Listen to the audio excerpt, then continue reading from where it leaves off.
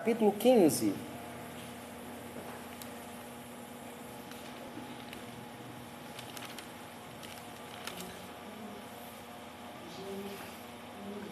Gênesis 15.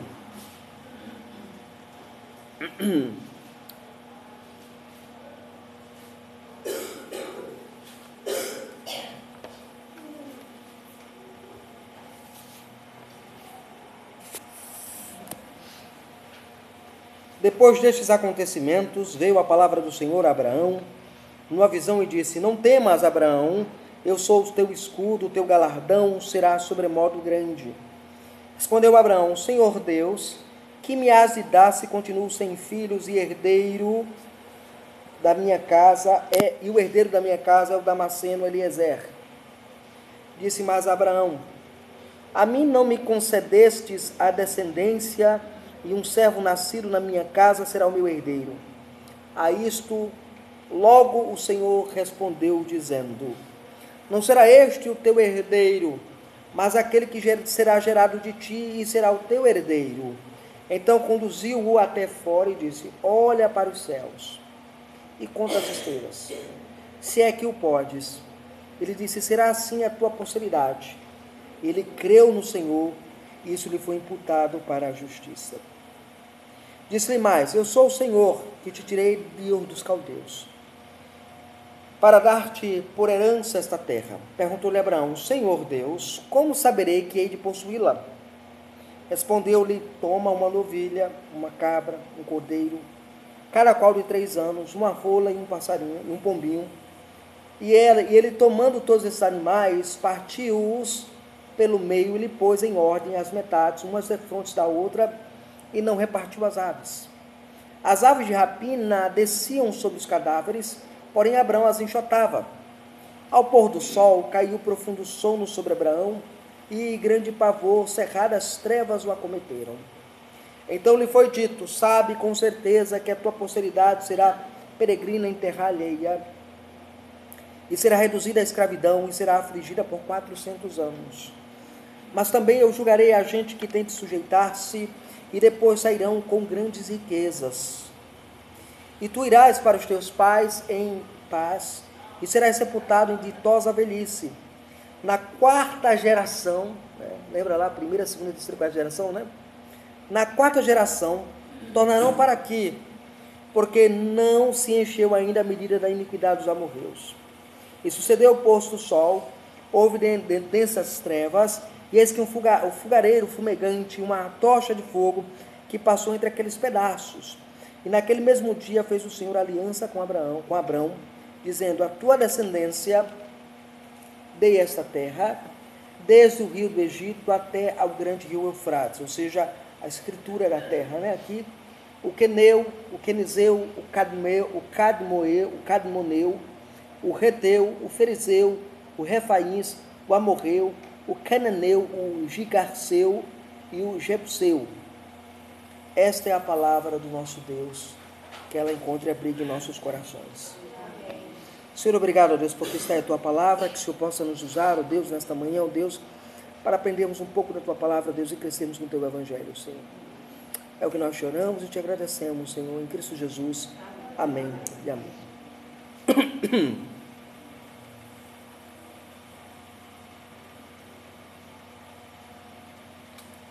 O livro do Gênesis, irmãos, é um dos livros mais ricos de todo o Antigo Testamento.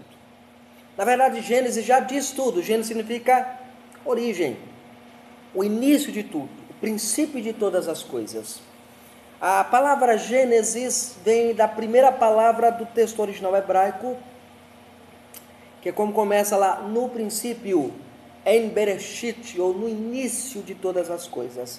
E a palavra Gênesis, o nome Gênesis, ele vem derivado da famosa Bíblia latina, traduzida por São Jerônimo, a conhecida, a Bíblia Septuaginta, feita pelos 70, que é conhecida como a Bíblia dos 70 eruditos judeus, que traduziram o Antigo Testamento para o hebraico e colocou o nome de Gênesis. Então a palavra Gênesis também significando a origem de tudo. Aqui, chegamos aqui no capítulo 15 do Gênesis, ao ápice da doutrina da promessa. Aqui, em toda a Escritura, não há passagem mais rica que fale sobre a doutrina da promessa do que a passagem de Gênesis capítulo 15. A doutrina que nós ensejamos e conhecemos como a doutrina da aliança, mas também a doutrina da promessa de Deus. Veja, agora Deus estabelece agora a sua aliança com Abraão, usando a promessa dele, e confirmando a promessa, estabelecendo a promessa, fundamentando a promessa. Esta passagem ela focaliza-se em suas promessas, nas promessas divinas, e podemos colocar em dois blocos esse texto, como sendo uma grande referência. Primeiro, a promessa que Deus dá a Abraão em relação à semente, ou seja, à sua descendência, e também a promessa que Deus dá a Abraão em relação à terra onde Abraão habitará. Aqui, de fato, toda a promessa, toda a ideia, lembrem-se que Moisés escreve esse texto quando o povo de Deus está saindo do Egito, ele sai do Egito, está peregrinando no deserto, e Moisés está compondo o livro de Gênesis, e está recontando a história para o povo pactual, mostrando como Deus fez no passado, e como está fazendo com eles naquele momento. É bom lembrar que Israel é tido na profecia bíblica, no primeiro momento, como sendo aquela descendência de Deus peregrina na terra. Mas é claro que o texto de Gênesis está apontando para um descendente maior, um descendente grandioso, um descendente glorioso, que é o Senhor Jesus Cristo. Esse descendente ainda informe na promessa abraâmica, ele é reforçado, é colocado da maneira mais clara para Abraão, para que Abraão entenda o que é viver debaixo da promessa de Deus.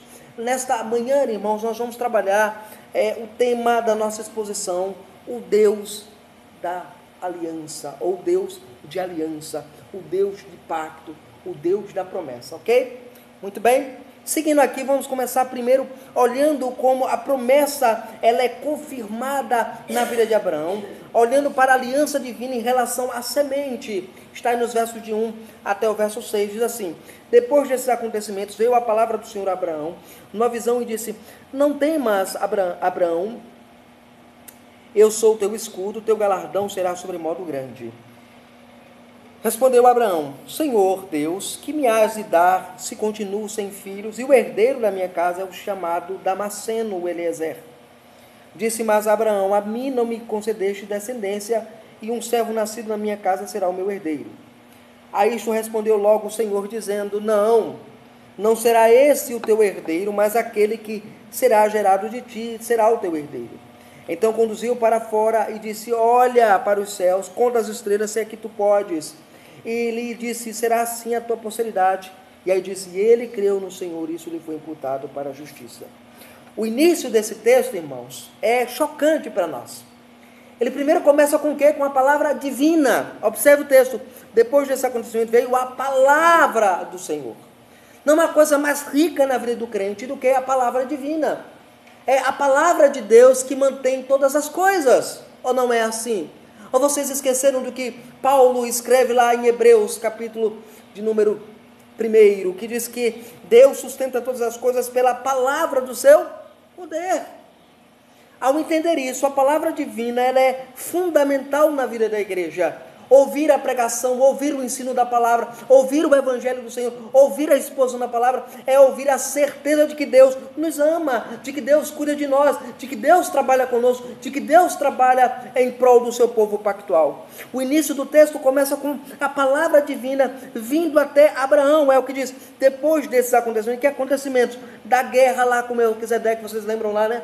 Da guerra, do encontro de Abraão com Melquisedeque depois da guerra, a entrega dos dízimos, a celebração da ceia no Antigo Testamento, está tudo aí no capítulo 14, e aí eles, depois destes acontecimentos, veio a palavra do Senhor a Abraão.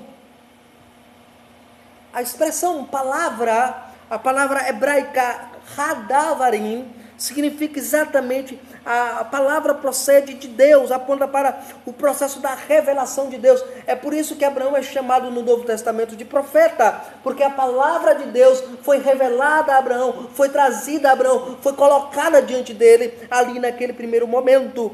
E aqui, irmãos, a palavra divina tem muito mais a nos informar. Note que aqui temos um oráculo profético, porque ele diz: e aí veio a palavra do Senhor. Esta fórmula de escrita é a fórmula profética, é um oráculo de profecia. Então veio a palavra do Senhor num tom de oráculo profético, ou pelo menos o início da proclamação profética a Abraão. Hadavarim. Depois destas palavras, ou depois destes acontecimentos, veio a palavra de Yahvé. Note aí, a palavra do Senhor. A palavra Yahvé, o nome Yahvé, aponta para a relação, magnitude do Deus da aliança, do Deus do pacto, do Deus gracioso. Mas por que a palavra divina veio até o patriarca? Para que esta palavra? Veja, é exatamente isso que Moisés quer colocar na mente do povo pactual. Que a palavra que o povo recebera naquele primeiro momento da libertação não seria uma palavra meramente comum, mas era uma revelação de Deus, assim como Deus o fez com Abraão. Por isso que Moisés constrói a frase é construída com o linguajar do oráculo profético. Assim falou o Senhor, assim diz o Senhor, assim ensina o Senhor, assim coloca o Senhor, assim estabelece o Senhor. Esse é o ponto que nós precisamos aprender dentro da Escritura Sagrada. Agora, observe bem aqui, irmãos, aqui de maneira interessante no verso 1, qual é a razão para assegurar a Abraão as promessas pactuais? Esta palavra não vem simplesmente para comunicar algo pessoal a Abraão, mas para dizer: Abraão, eu quero assegurar a você as minhas promessas. Ou seja, aquilo que eu prometi não foi uma coisa de boca para fora, não foi algo de boca para fora, não foi algo que os deuses pagãos que você conheceu lá em Harã, lá em Ur dos Caldeus, é uma palavra vazia, não, é uma palavra cheia de significado. É isso que diz o texto. Olha o que diz aí no verso 1 ainda: não temas, Abraão, eu sou o teu escudo, e teu galardão será sobremodo grande. Aqui, de maneira interessante, ele usa a figura, o vocábulo aqui, sacar, que aparece aqui na língua hebraica. A palavra galardão é usado para a compreensão devida aos que têm conduzido uma campanha militar. Aqui o sentido aqui é de despojo, né? Na verdade, que o galardão divino substitui o despojo de Abraão. Lembra lá que Abraão pegou o despojo todinho e entregou aos pés de Melquisedeque como formato de dízimo? Então agora Abraão está sem esse despojo, aí ele pergunta assim, aí Deus olha para Abraão e diz assim, numa visão Deus vai dizer: não temas, eu sou o teu escudo, ou seja, o teu protetor, aquele que te protege. E é bom lembrar que escudos naquele período era muito raro, era uma coisa rara, somente quem conhecia o trabalho era o pessoal ali da Mesopotâmia, trabalhava muito bem o uso de escudos, também os amalequitas, você vai ver isso no Novo Testamento mais adiante. E aqui, de maneira interessante, Deus se coloca primeiro como escudo de Abraão, mas não apenas isso, ele diz: o teu galardão, o galardão divino substitui o despojo. A palavra divina vem para garantir algumas coisas a Abraão. Primeiro, assegurar a segurança. Ele coloca primeiro a segurança, ele diz: não temas. A primeira coisa que Deus quer lembrar a Abraão é que Abraão não precisa temer nada. Quem prometeu foi Deus. Quem prometeu foi o Senhor. Isso aqui é importante. Agora, segundo, ele diz: primeiro a segurança. A outra verdade que nós vemos aqui, a queixa de Abraão está aí nos versos 2 e verso 3. Por que ele não deveria temer? Está aí. Por que você não deve temer? Abraão, não temas, porque eu sou o teu escudo. Sou eu quem te protejo. Sou eu quem cuido de ti. E o teu galardão, o meu galardão, né? Substitui o despojo que você não trouxe. Ou seja, aquilo que Deus dá é melhor do que aquilo que eu tenho. Aquilo que Deus promete, ainda que não exista, não tenha materialização ainda, é muito melhor do que a realidade daquilo que eu espero.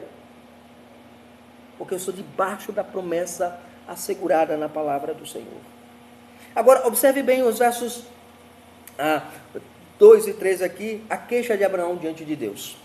Diz assim: respondeu Abraão: Senhor Deus, que me haverás de dar se continuo sem filhos e herdeiro da minha casa é o Damasceno Eliezer? Disse mais Abraão: a mim não me concedeste a descendência. Lembra lá da promessa da descendência lá atrás? Tu ainda não cumpriu a tua parte. A queixa de Abraão está aqui, diante de nós. E aí, a tua descendência, um servo nascido na minha casa será o meu herdeiro, o Damasceno Eliezer. Primeiro, o que é que acontece? Abraão se dirige ao Senhor. Olha o que diz o texto. Respondeu Abraão ao Senhor Deus. Ele se dirige a Adonai, o soberano Senhor, o soberano Yahvé. Ele se dirige a este Yahvé grandioso. Ele se dirige primeiro a Deus. Ele diz: Senhor, o que é que tu vai me dar? O que haverás de me dar se continuo sem filhos? Para que eu tenha tanta herança? Para que eu tenha tanta coisa se eu não tenho a quem passar essa herança? Eu não tenho quem vai ficar com essa herança. Eu não tenho com quem vai, de fato, estar cuidando dessa herança. Agora veja, Abraão agora evoca o costume daquela época, como a provável descendência, onde o empregado recebe o direito da herança. Ele vai pegar lá o costume da época e dizer: Senhor, a única maneira que o Senhor tem de cumprir esta promessa será exclusivamente, unicamente, pegando aquele que me acompanha durante toda a minha jornada, o meu empregado, o Eliezer, o Damasceno. Ele vai ser o meu herdeiro. Eu vou transferir todos os meus bens para ele. É isso que o Senhor quer, não é? Não é isso que o Senhor quer que eu direcione a minha vida?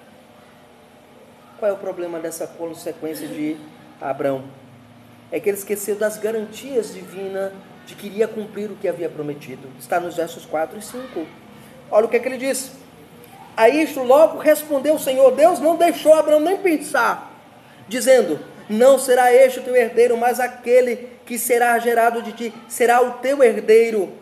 Então conduziu-os até fora e disse: olha para os céus, conta as estrelas, se é que pode. Ele disse: será assim a tua posteridade. Aqui, irmãos, nós temos as garantias divinas.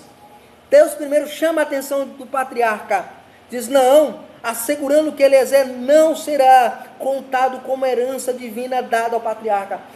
Eliezer não será o teu herdeiro. Eliezer não vai entrar na tua família. Eliezer pertence à tua família por um grau, que é o grau de ser escravo naquela família. Todo escravo era contado como membro daquela família, entretanto ele não era herdeiro da família. E aqui Deus assegura que será um herdeiro, está aí no verso 4. Segundo, o sinal divino para selar as garantias é apresentado, verso 5. Então conduziu até fora e olha para os céus, conta as estrelas, se é que tu podes. Assim será a tua posteridade, assim será a tua descendência. Deus manda Abraão contar e contemplar as estrelas dos céus. Se ele conseguisse fazê-lo, assim ele conseguiria saber a numerosidade da descendência que estava ali diante dele. Mas um detalhe: olhar para as estrelas é uma coisa, contemplar. Deus quer que Abraão simplesmente confie no Senhor. Deus quer que apenas Abraão creia em Deus. Deus quer que Abraão apenas exerça fé antes de ver a promessa sendo pactuada. E aí está no verso 6, e diz aí: então ele creu no Senhor. Não há coisa que alimente mais a promessa do que a fé. O elemento da fé é fundamental na vida daquele que conhece a Deus, que vive para Deus, que glorifica a Deus. Ele creu no Senhor, isso lhe foi imputado para a justiça. Crer no Senhor, irmãos, implicava que Abraão estava confiando na promessa divina agora, sendo ratificada, sendo estabelecida, sendo mostrada para Abraão. Abraão, vem cá, vem aqui fora, deixa eu te mostrar as estrelas do céu. Está ali, conta aquilo ali, Abraão. Ali, daquela maneira, será a tua descendência. Abraão simplesmente não questionou: Senhor, como é isso? Não, Abraão olha e diz assim, diz o texto que Abraão creu no Senhor. E eu preciso estabelecer aqui para vocês, isso aqui é importante. Diz o texto que ele creu no Senhor, isso lhe foi imputado para a justiça. O apóstolo São Paulo, quando ele vai discutir a doutrina da justificação no capítulo 4 de Romanos, ele vai citar este mesmo verso no verso 18. E ao colocar isso, veja a magnitude que a experiência de Abraão tem na vida da igreja. Aqui, de maneira interessante, é nos dito que Abraão foi declarado justo, por isso que diz que ele foi imputado. A palavra imputar não significa ser infuso, como ensina o catolicismo. Você não é transformado em justo. Bota uma coisa na sua cabeça. Você não é transformado em justo. Não, pastor, não. Você é declarado justo. Pastor, qual é a diferença? A diferença é que você é pecador. Você é depravado, você é arruinado, a sua vida é pecadora, você é pecador, sua natureza é caída. E não existe uma graça infusa que mude a sua natureza caída, como ensina o catolicismo romano.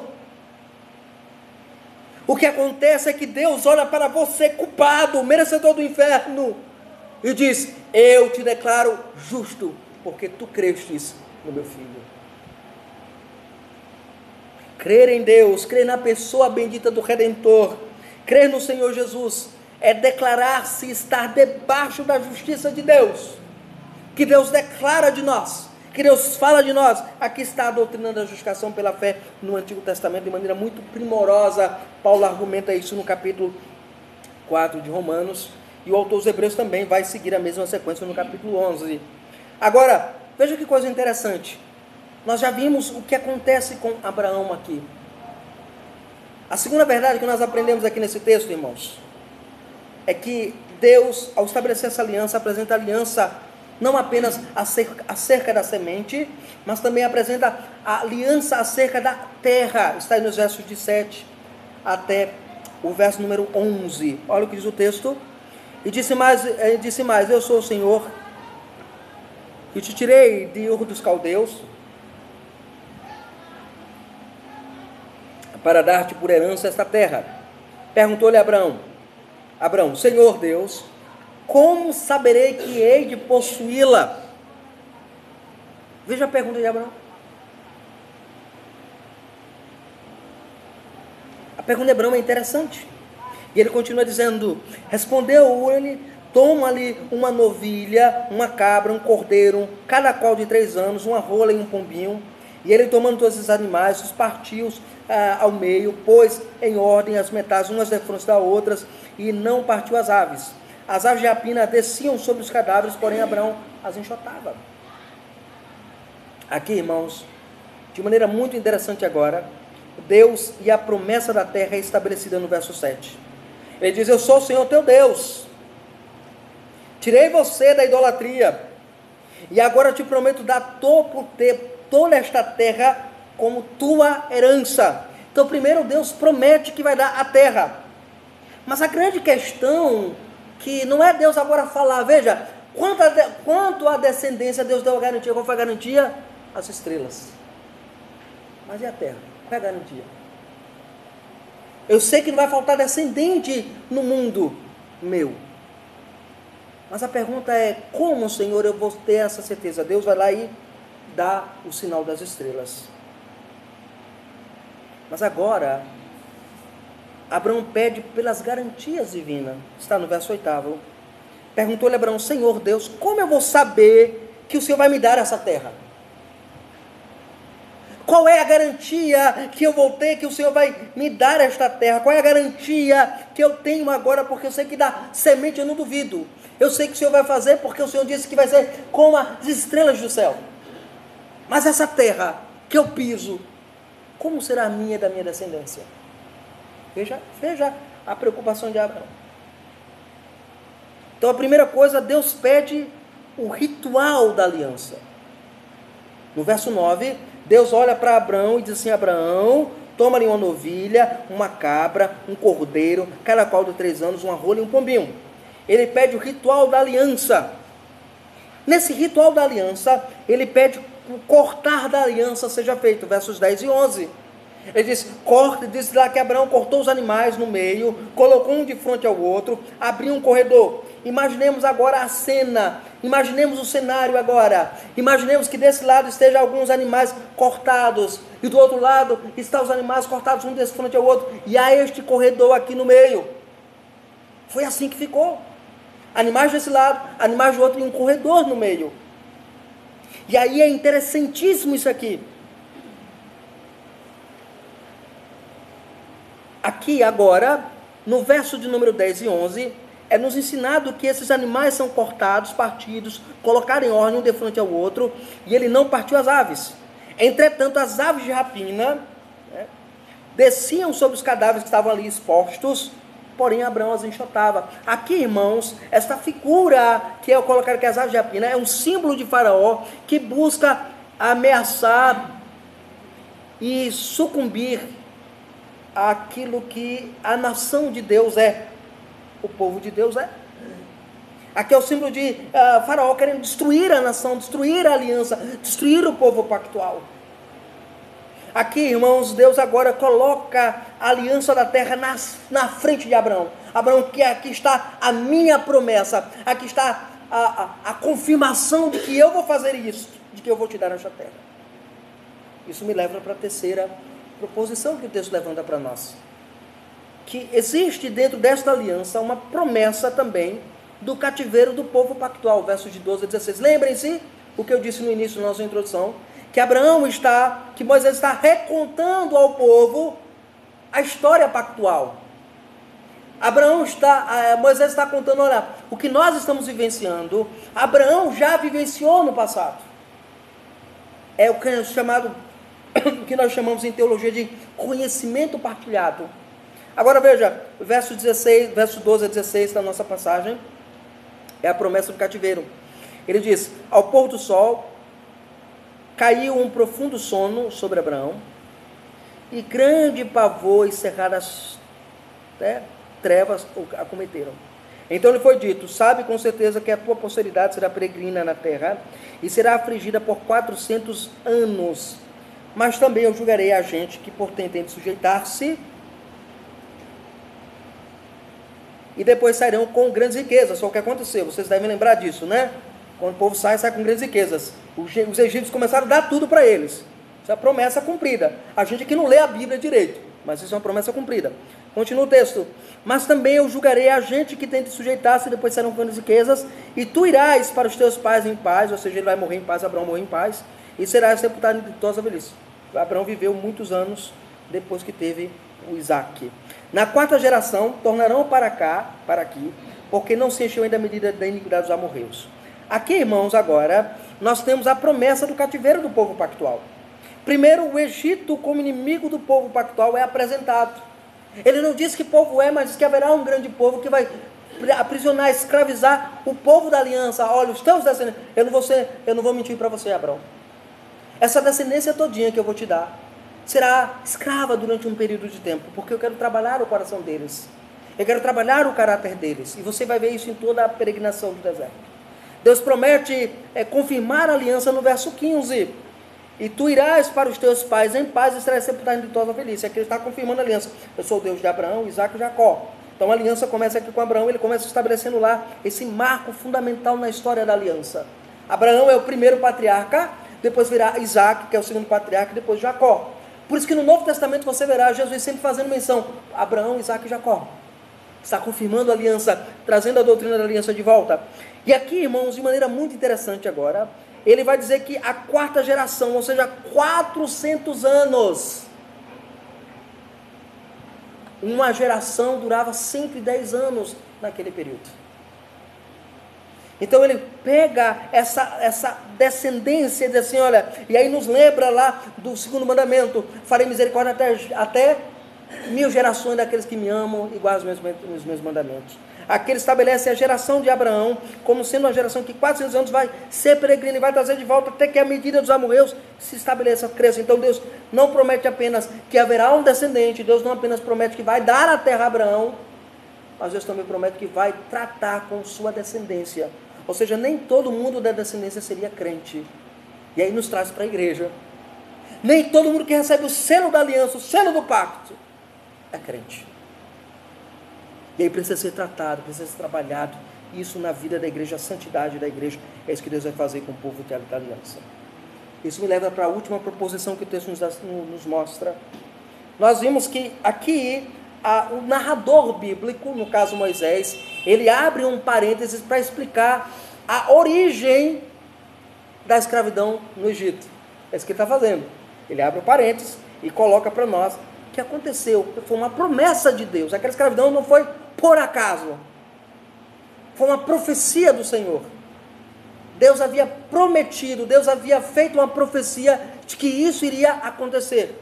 Então isso nos ensina que Deus é Senhor da história, que Deus cuida da história, que Deus conduz a história para a sua glória e para o seu louvor. Isso me leva para a quarta proposição nesta manhã, encerrando a nossa exposição. Diz o verso, o estabelecimento da aliança está agora estabelecido nos versos 17 até o verso 21. Olha o que diz o texto: sucedeu que, posto o sol, ou seja, ao pôr do sol, houve densas trevas no pôr do sol. É curioso, porque no pôr do sol não há densas trevas. O sol vai descendo e vai havendo iluminação e vai escurecendo, mas naquele momento houve uma grande densas trevas. E eis que um fogareiro fumegante e uma tocha que passou entre aqueles pedaços. Naquele mesmo dia o Senhor da aliança fez aliança com Abraão, dizendo: a tua descendência dei esta terra, desde o rio do Egito até o grande rio Eufrates. E ele começa a nomear os povos que habitavam naquela região. O que nós temos aqui, irmãos? Nós temos o estabelecimento da aliança. Mas como assim, pastor? Primeiro, Deus ele passa no meio do fogo, no meio dos pedaços, como símbolo da labareda de fogo, verso 17. Nesse verso 17 aqui, lembrem-se, eles estabelecem a aliança daquela forma. O que acontecia naquele contexto, irmãos? Deixa eu explicar o que acontecia naquele contexto. É que quando você fazia uma aliança naquele contexto, você pegava um animal, partia o animal, colocava um de frente ao outro, e fazia um corredor, como eu mencionei a vocês. E aí as duas partes passavam no meio do corredor, dizendo assim: se eu não cumprir a minha parte do acordo, que eu seja despedaçado, morto, como foram esses animais. Como esses animais foram mortos, assim será feito comigo. Deus, de maneira graciosa, de maneira imerecida, só Ele, somente Ele, passa no meio do povo. Só Ele passa no meio dos animais, com uma tocha fumegante. Dizendo assim: Abraão, você tem que entender que eu estou te garantindo agora, que se eu não cumprir a minha promessa de dar essa terra como tua herança, a tua descendência, o que foi feito com esses animais será feito comigo.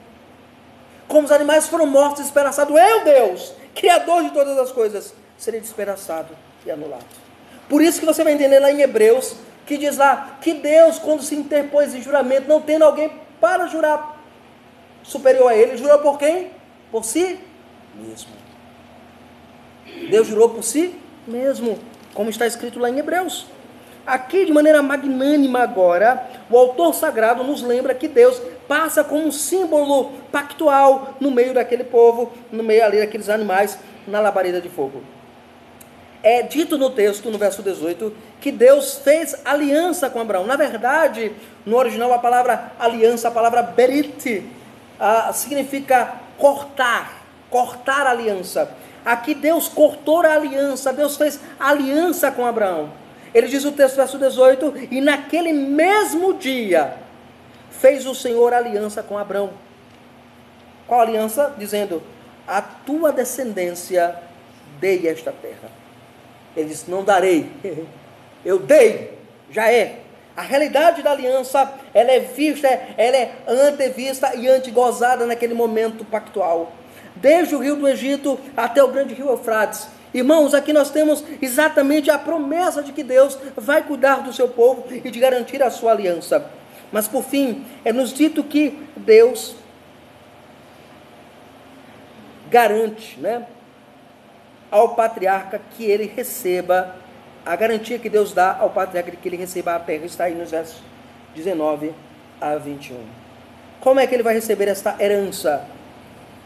Não é apenas simplesmente Deus ratificando, mas Ele indo conquistando as nações. Ele vai dizer: o Quineu, o Quenizeu, o Cadomuneu, o Reteu, o Ferizeu, o Rafaíns, o Amorreu, o Cananeu, o Gigazeu, o Jebuseu. Como essas nações serão conquistadas?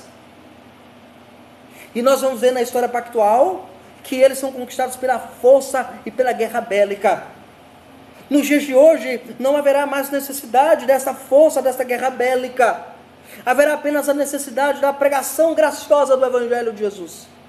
E assim aquela promessa de que os descendentes de Abraão, aqueles que caminham nas pisadas da fé, aqueles que creem no Senhor Jesus, aqueles que são descendentes de Abraão, porque creem em Deus, eles serão conquistados e serão avançados, e a igreja crescerá para a glória de Deus, para a honra do Senhor. É através da pessoa de Cristo que todas as famílias da terra são abençoadas no patriarca Abraão. É através de Cristo que essa promessa se cumpre. Enquanto Abraão esperava o seu descendente, nós já temos o descendente. Enquanto Abraão esperava ansiosamente para a concretização da promessa, nós olhamos para a promessa já concluída, a aliança já estabelecida, o pacto já estabelecido, Deus já nos deu a terra. E aí nós lembramos de alguns textos, como o Salmo capítulo 2, que diz que Deus deu as nações por herança a Cristo. Como é que essas nações se tornaram a herança de Cristo? Pelo poder da pregação da igreja, através da pregação da palavra. Você é herança de Cristo, você é a propriedade de Cristo, você pertence a Cristo, você pertence ao Senhor, você pertence a Deus, porque Deus fez um pacto de que você receberia toda a herança e que você faria parte dessa herança, e você seria esta herança, na pessoa bendita de Cristo. Como nós nos aproximamos de Cristo nesta manhã, irmãos? Nos aproximamos como o vínculo e a substância e a essência de toda a aliança de Deus. Notaram que todo o projeto da aliança sempre foi nos levar a Cristo e não nos afastar dele. Todo o projeto da aliança é sempre nos levar até o Senhor Jesus. É dizer, há um descendente, há alguém que vai mudar toda a história do povo pactual. Há um descendente que é de mudar toda a nossa vida. Há um descendente que foi à cruz, morreu na cruz para que eu e você tivéssemos a perfeita herança, a graça da salvação. Que Deus possa de fato, irmãos, aplicar isso em nossos corações. E que nós, como igreja do Senhor, possamos confiar na promessa pactual de Deus, para a glória dele somente. Amém. Vamos orar agradecendo a Deus pelo culto prestado ao Senhor nesta manhã. Deus amado, obrigado, Senhor, porque nós ouvimos a Tua palavra, Senhor. Aplica essas verdades, ó Deus, que nós ouvimos, ó Deus, em nossos corações. E que nós, como igreja do Senhor, ó Deus, nesta manhã, Senhor, possamos sair confiantes de que o Deus pactual, o Deus de aliança, continua agindo em nós e através de nós, para a glória dele somente, ó Pai. Deus amado, que o Senhor possa aplicar as Tuas verdades que nós ouvimos nesta manhã, Senhor, a cada coração aqui presente, Senhor, a cada vida aqui presente, Senhor. Que cada vida aqui, ó Deus, presente, encontre-se em Cristo, ache-se em Cristo, a plenitude das promessas de Deus, ó Pai. Que a plenitude de todas as promessas pactuais, Senhor, sejam vivenciadas e experimentadas pela Tua igreja, Senhor. Na pessoa bendita de Cristo, Senhor. É o que nós te oramos, ó Pai. É o que nós te agradecemos, em Cristo Jesus. Amém e amém. Recebamos a bênção, irmãos. Que a graça do nosso Senhor Jesus Cristo, o amor de Deus nosso Pai Celestial, a comunhão e a consolação do Espírito Santo de Deus esteja com toda a igreja, hoje e sempre. Amém.